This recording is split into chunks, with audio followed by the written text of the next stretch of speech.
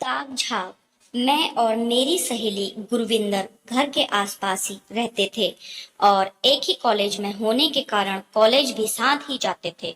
हम दोनों की मम्मी बहुत ही सख्त मिजाज थी, इसलिए हमारा ध्यान सिर्फ पढ़ाई में ही रहता था।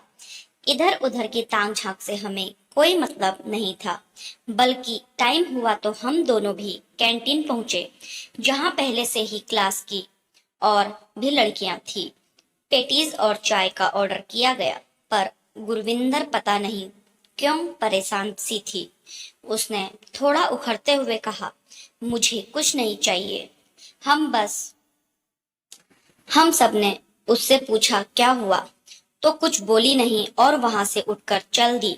मैं और मेरी एक और सहेली जल्दी से उसके पास पहुंचे, जानने के लिए कि क्या हुआ है।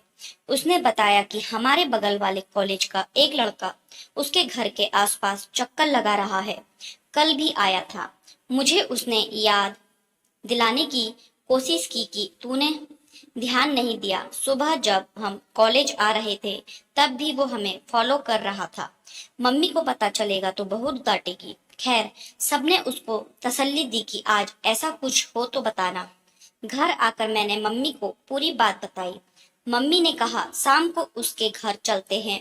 शाम को हम उसके घर बरामदे में बैठे बात कर रहे थे कि वो साहब चक्कर लगाते दिखे। मम्मी तो मम्मी आवाज देकर बुला लिया और ले डाला इंटरव्यू।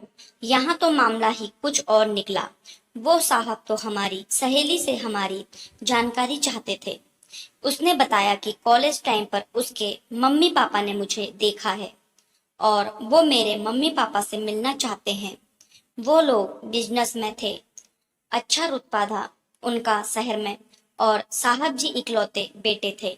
अब तो हमारी बारी थी घबराने की, पर मम्मी ने कुछ नहीं कहा। दोनों परिवारों की संतुष्टि एवं सहमति से विवाह फिक्स कर दिया गया और कुछ सालों बाद हमारा विवाह हो गया। कॉलेज, कैंटीन और मेरी प्यारी सहेली की बदौलत आज हम सुखी वैवाहिक जीवन यापन कर रहे हैं।